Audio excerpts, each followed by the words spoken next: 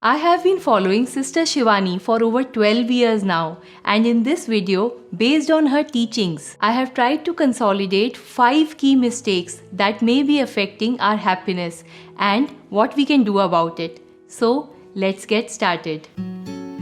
Being unaware of our negativity bias. You might be having a great day at work, but then a co-worker makes an offhand comment that you find irritating. You then find yourself chewing over his words for the rest of the day. When you get home from work and someone asks, "How was your day?" you would most likely say, "It was terrible," even though it was overall quite good, despite that one negative incident. Sister Shivani says that 95% of the things in our life are sorted, but our focus and attention lies on the rest 5%, which may not be perfect. In scientific terms, this is known as the negativity bias, which is a natural tendency of the brain to give more weight to negative information and downplay the good stuff. So, we may just overlook the good things that others do for us, but we can't forget the mistakes and wrong things they said to us. Sister Shivani warns us that when we do this over and over again,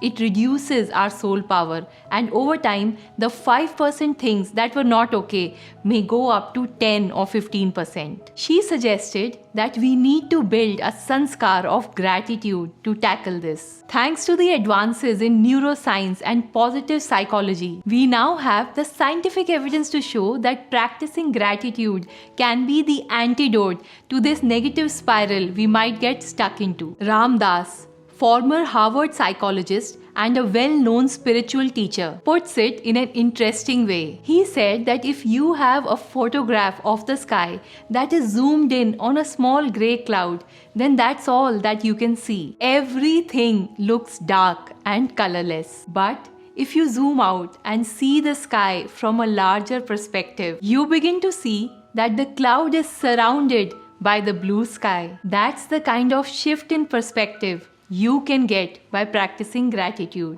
Do check out this video where I go deeper into this topic and cover the 5 stages of gratitude. Before we move on to the next one, I have a small request. If you find our content useful, please do subscribe to the channel. It really helps to grow a small channel like ours and motivates us to bring relevant content to you. On to the next one.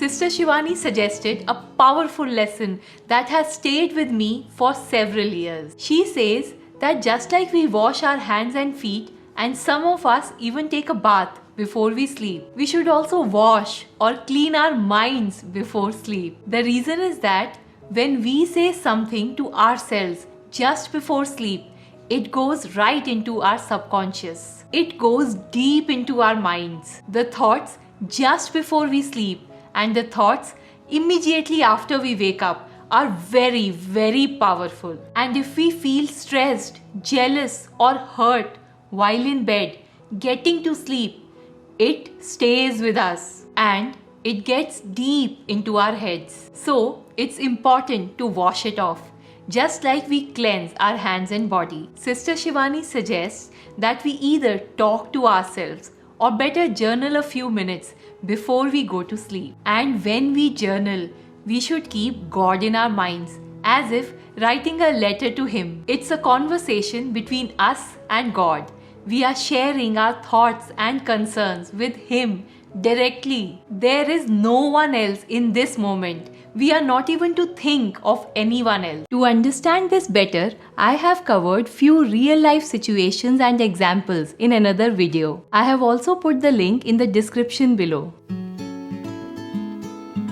Sister Shivani says comparison is like a fast track to unhappiness. All it does is keeping you focused on what you don't like about yourself and your life. Every one of us has our own journey, and we should not compare. But you know it already. Yet, that's often easier said than done. You see another woman walk down the street and you think, "I wish I were as pretty as her." A colleague is giving a presentation and you can't help thinking, She's a way better speaker than I am. How can I not feel that way?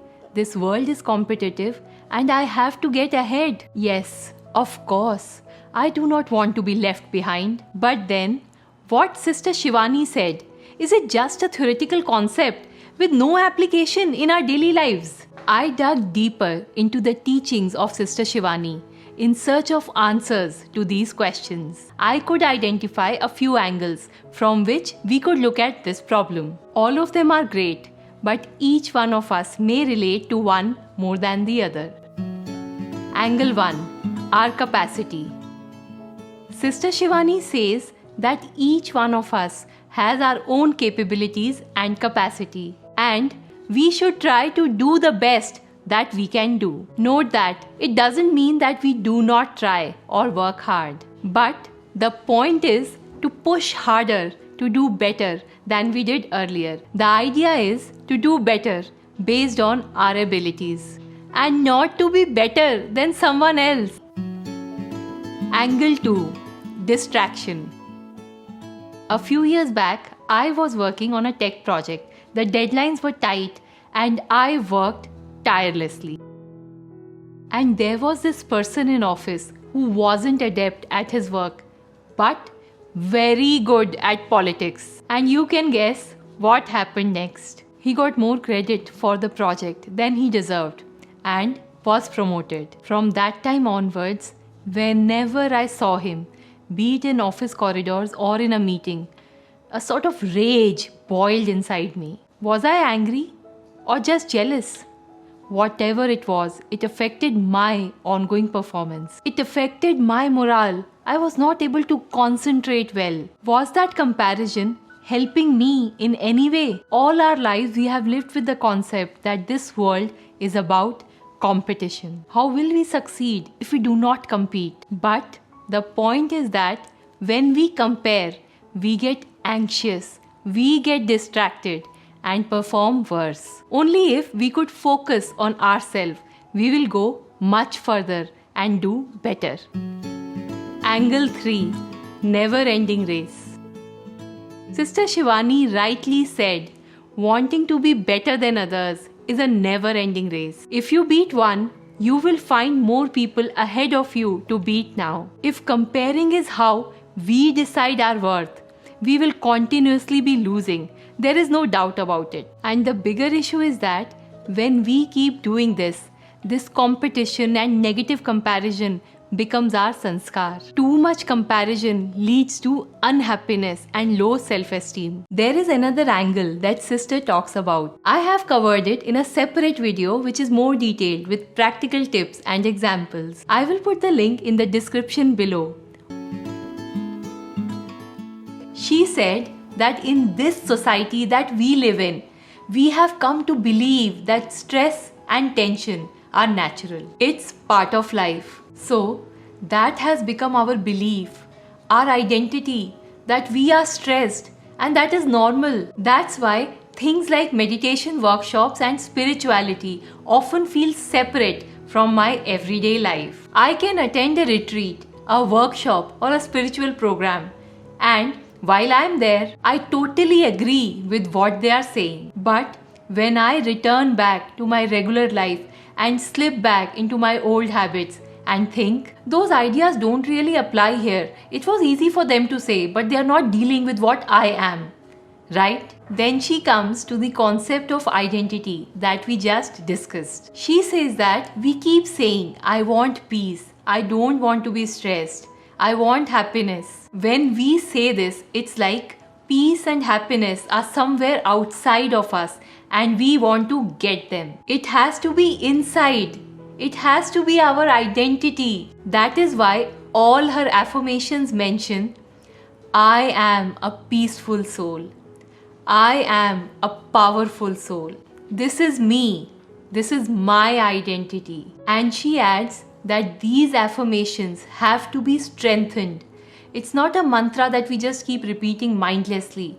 It's a conviction. I am telling myself who I am and preparing myself. Everything that I do will be out of this consciousness, this awareness. This is who I am. And I would believe it if I had proof. When we experiment with it, if we get the result, we take it as truth. So, internalize that identity of being a peaceful person. I am a peaceful person. So, how will I behave in our daily lives, be it at home or office?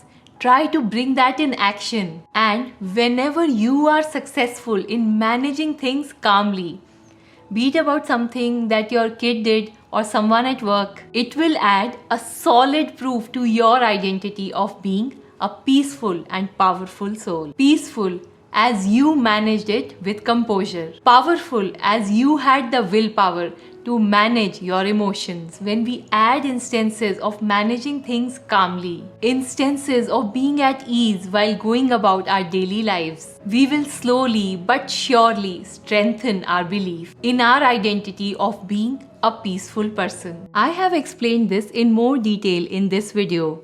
I will also put the link in the description below. There's this amazing thing about our thoughts and words. They are like these little seeds that we sow in our minds.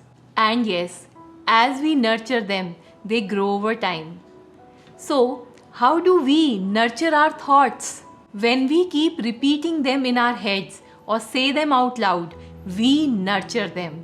We create them. We give them life.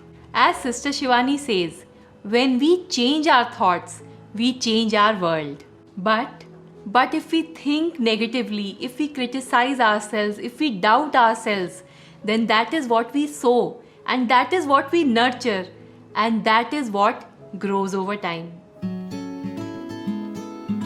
So let's turn the tide. Let's change what we sow. Not negativity, but positive, high energy seeds. Whenever we say a high energy word, that is something positive. What happens is that we are consciously allowing our mind to create a high energy thought. When we do this over and over again, two things happen.